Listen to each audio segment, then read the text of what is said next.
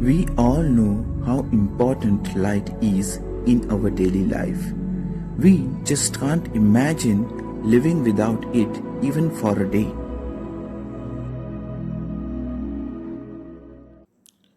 Our plan for today is to study two topics from the chapter Light, particularly lens and spectrum.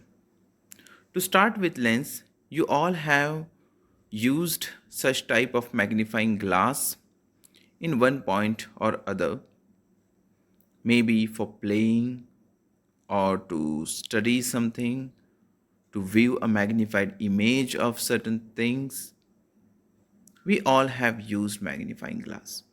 This is a type of lens, and such type of lens which you find thicker in the middle and thinner at the edges is called as convex lens.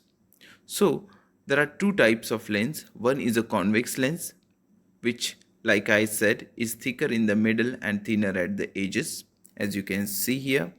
And then there is a concave lens, which is just opposite to the convex lens. It is thinner in the middle and thicker at the edges. So the lens which is thinner in the middle and thicker at the edges is called as concave lens. Well, can you identify now? What is this type of lens? This is convex lens. And what is this type of lens? Concave lens, right? So what is convex lens? The lens which is thicker in the middle and thinner at the edges is called convex lens. And what is concave lens? Concave lens is the lens which is thinner at the middle and thicker at the edges. Let us move on further. Image formed by lens. An image formed by convex lens depends on the distance of the object from convex lens. So, this depends on the distance of the object from the convex lens. Okay, so how far the object is, depending on that, the image will be formed. When object is placed at far off distance from convex lens, the image formed by the convex lens is real, inverted, and much smaller than the object. Okay, so the image is real, inverted, and smaller than the object. When object is placed at very close distance from convex lens, the image formed is virtual, erect, and enlarged. Light passing on convex lens converges. This means the lens bends the light inwards. Okay, so convex lens always converges the light waves or heat waves, whatever it is, and therefore it can burn the paper. Okay. Now, talking about concave lens cannot produce a real image. It always forms a virtual image. Concave lens diverges the light. This means it bends the light outwards. So this is a difference between a convex lens and concave lens. Convex lens is a converging lens because it converges the light, whereas concave lens is a diverging lens because it diverges the light. What are the uses of these lenses? Well, convex lens can be used as magnifying glass, as you all know. It is used as a simple microscope. Then convex lens and concave lens are used for correcting the defects in our eyes. Concave lens is used as a peephole, not peephole, it is a peephole. Then this peephole, as you know, it is used in the doors, okay, to see the outside, just for a security purpose. Then convex lens and concave lenses are also used for cameras and projectors. These lenses are also used in binoculars, then telescopes and microscopes. So these are the various uses of convex lens and concave lens. Our next topic for today is spectrum. I hope you might have seen rainbow in your life. Okay, it is not very often situation, but some of you might have seen it either in films or in reality. Okay, quite rare situation it occurs in, but it do occurs most often during the end of the rainy season.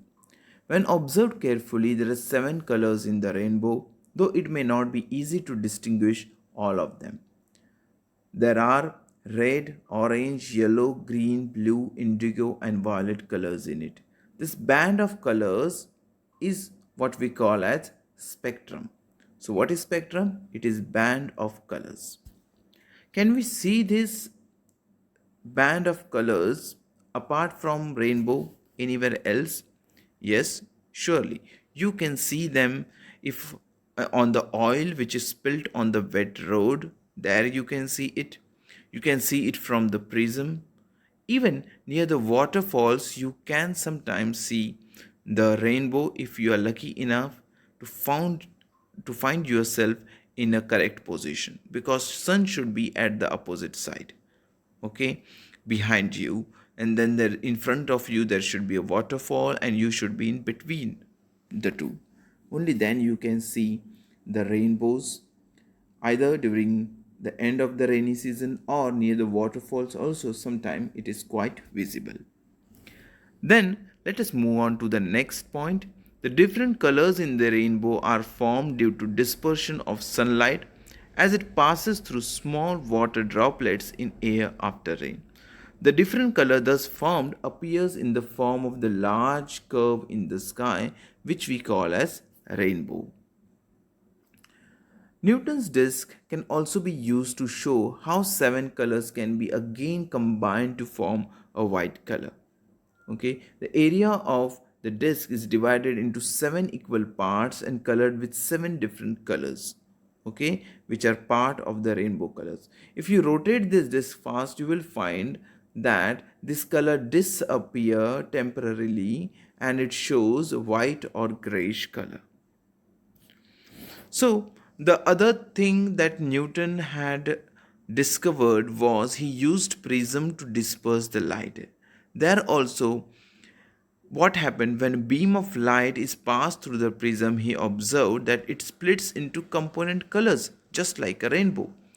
Okay, this was first demonstrated by Isaac Newton. He also proved that white light is actually made up of seven colors. Well, students, that was all for today. I hope you understood this topic that I tried to teach you. If you have any doubt, you can feel free to ask me. Then, these are the questions that you can try out at home. The device used for making peepholes in the door is a dash. You have to name the type of lens. Then, the surface of the stone appears dull because it is dash. Newton's disk consists of dash.